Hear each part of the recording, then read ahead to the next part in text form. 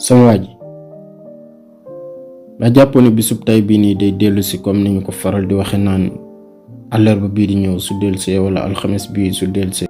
non turu bis yi rek mooy ñëw mais du mas a ñëwaat, kon profitool bu baax. doo mas a changer sa dund tant que changer woo habitude yi nga tàmm def chaque jour, ndax sa secret réussir mi ngi wéccu si li ngay def toujours. baay toujours na nga doyloo li nga am, bul xool mukk li keneen am. soo ko dee def rek doo mas a doyloo li nga am.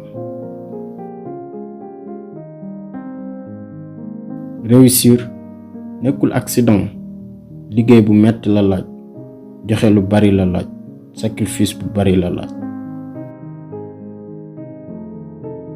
bëggal li ngay def, bëgg ko bu baax, mais bul yem ci bëgg ko rek, nga xam naka nga koy defee.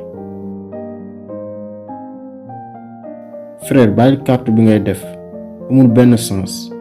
ñi ko créé ñoo ngi toog di lekk seeni milliards, di dawal ay oto yu nice, ngay perte ñu koy lekk te du la amal benn njariñ. su fekkee ne pareegoo pour utiliser temps bi nga am nii pour defar sa avenir, bis dina ñëw nga utiliser ko dund boo xamante ni bëggoo ko te doo ci man dara. des fois mënoo xam importance su moment bi ngay dund nii tant que passé wul. bul yàq sa temps mukk ci mer ak réccu ak bañeel ak iñaan. dund gi dafa gàtt torop, mais li muy gàtt lépp sa bonheur xañ na ci.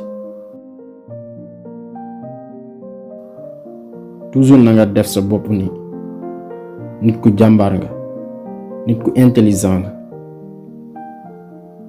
te rêve yi nga am nii ak lu metti metti di nga ko réaliser.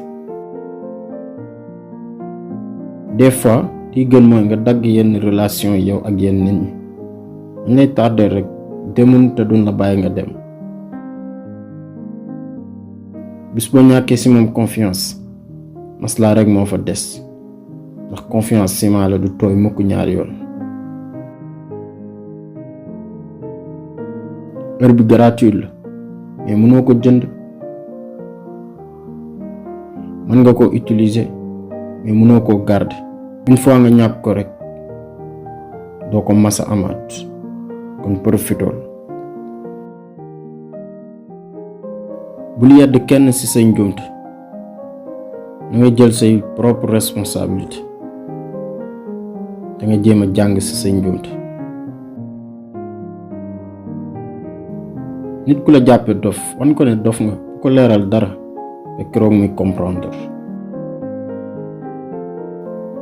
baay danga war a gëm ne même sa famille bu dee kenn rek moo ci war a tekki ëllëg, yow lay doon. feeg yaa ngi essayé rek, tollugoo fooy ñàkk, tollugoo fooy amee. nekk ci rek dina baax. baay il faut nga perte pour gagner, te moment jafe yi rek ci nga mën a amee ay leçons yoo xam ne doo ko fàtte mukk sa àdduna. li nga ragal a def nekk ci di ko def, nekk ci di jéem ak keroog nga koy ñeme, su fekkee ne mooy tax nga réussir.